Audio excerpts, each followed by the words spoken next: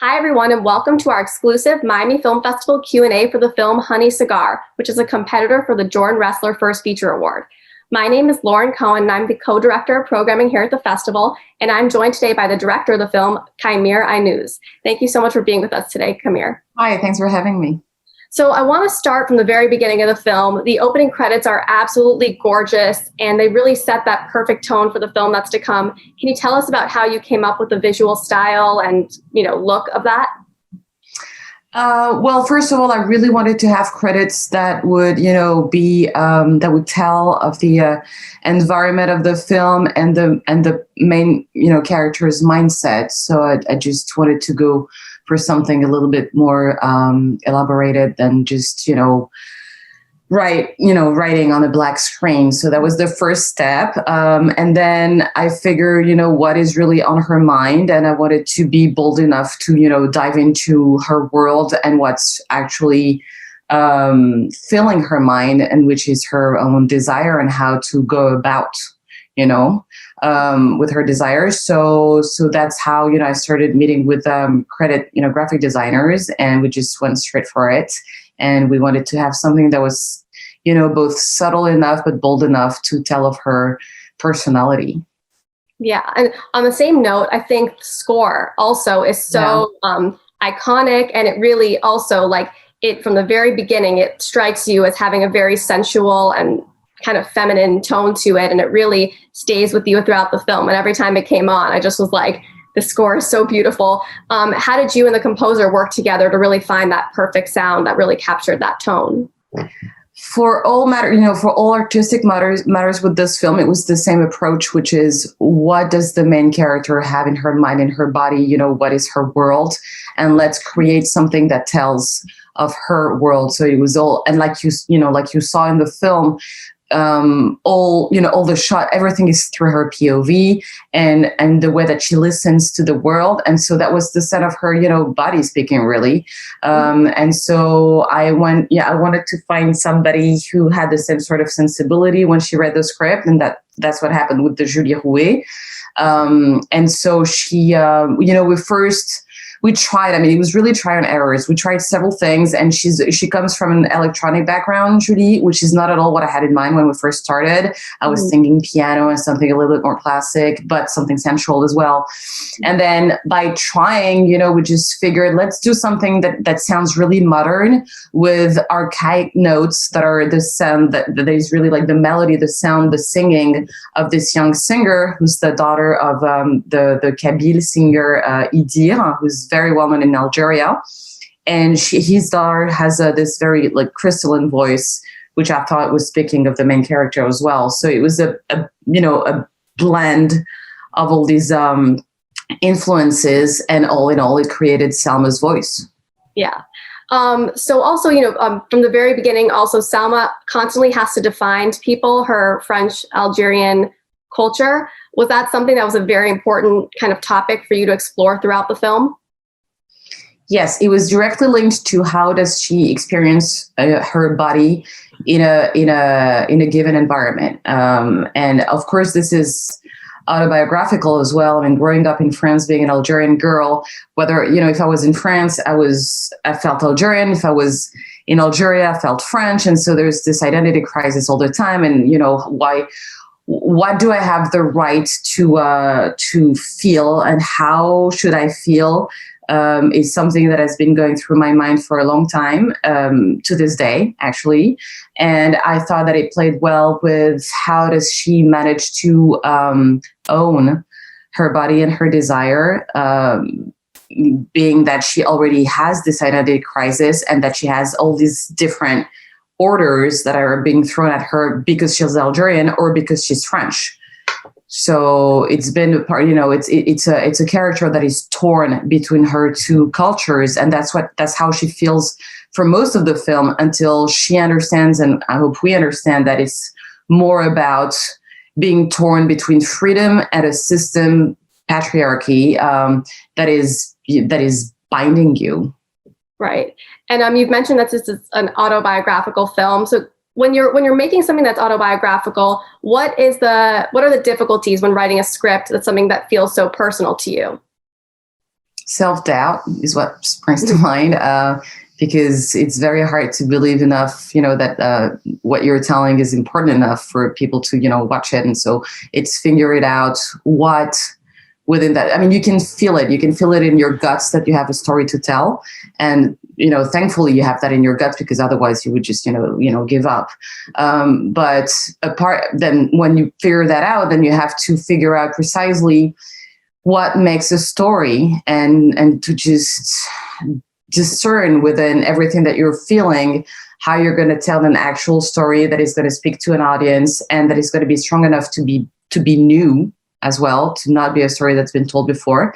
And I was carried by this very strong feeling that I hadn't felt represented on the screen as, growing up as an Algerian girl in France.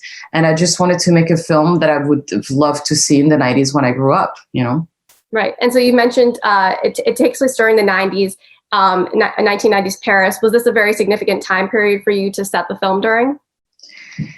Yes, for two reasons. First of all, because I've been very much influenced by first films or films that tell of the teenagers of the filmmaker, like Jean-Marc Vallée's Crazy, comes to mind, for example. Mm-hmm. And so I just wanted to do the same, to do my own little bit of a, autobiographical teenage film, again, that represented something that I had experienced, but also, and more importantly, it's a time when the stakes in my life I felt were very high, because it was the beginning of the decade of terror that afflicted Algeria in the 90s with the rise and the emergence of Islamic terrorism. And of course, it raised everyone's stakes in the family, because my parents were very much connected to what was happening in our homeland. And I was just trying to be a normal girl, and it was pulling us apart. And also because obviously it was the emergence of Islamic terrorism, and it was a direct threat on women's bodies. So to me, it was unfortunately, the perfect background for the story. Yeah. And speaking of the 90s, there's some really popular 90s hits in the soundtrack, like the song Zombie. How did you pick the songs that you wanted in the film? Were those songs that were songs that you loved in the 90s? And what was the process of actually getting those songs for the film? Well, my list was actually much longer.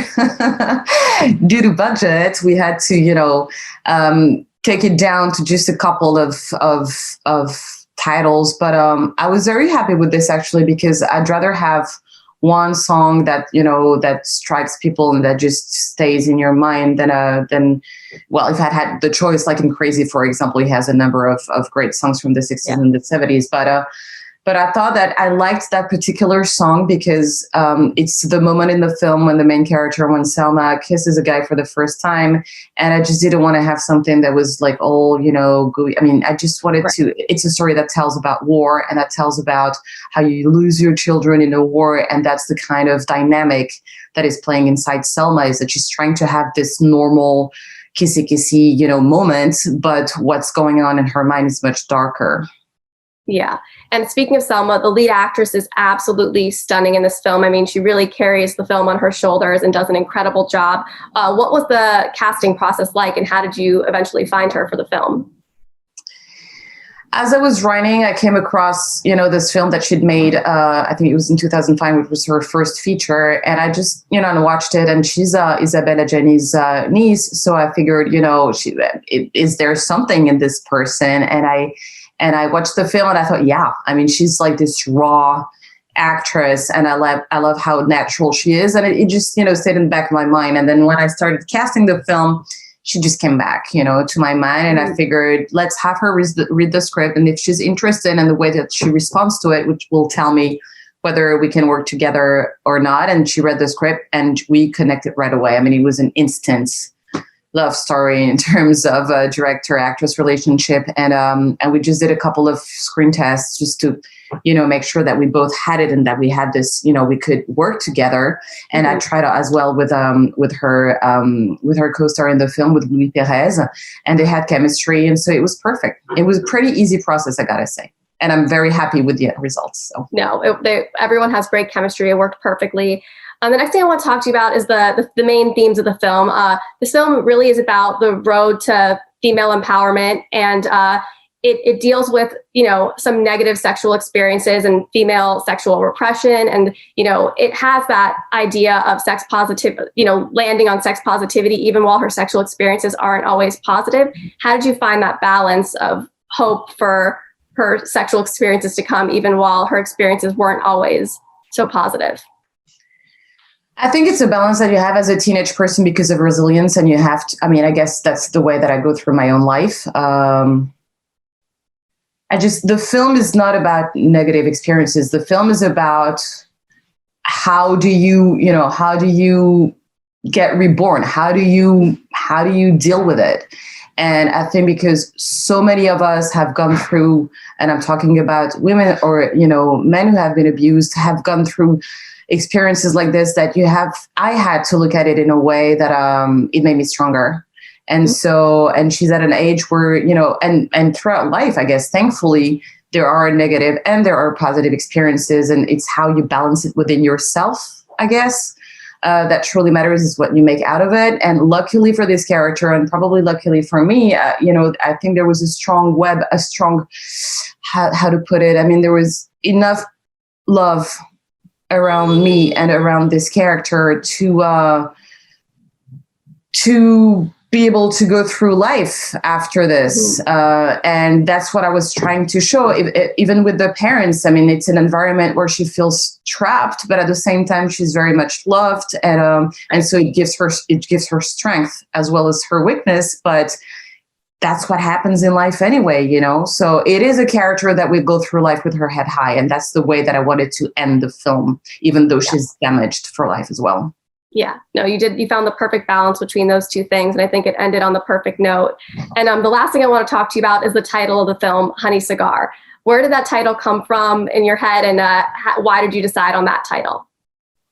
For a long time, I didn't even have a title for this film. I just kept on writing it and see where the film was going to take me and the character was going to take me. And then at one point I think I was at a wedding, and at an Algerian wedding, and this is a very popular Algerian pastry, and it's my favorite one. And so I saw that, on a plane. I was like, oh, and then I saw people and women eating them. And I was like, oh my God, I've never actually seen that, the symbol with the shape of this pastry. And so I thought it was ironic. And I thought also that it spoke on a deeper level to, the way in these societies, highly patriarchal societies, how the relationship to food, and how sometimes and especially with women, it is a compensation for something else. So I thought that it was a symbolic title, a good symbolic title for the film and for the character. Yeah. Well, thank you so much for being here, Kamir. I can't wait for people to see this film. I know our audience is going to love it. Thank you so much.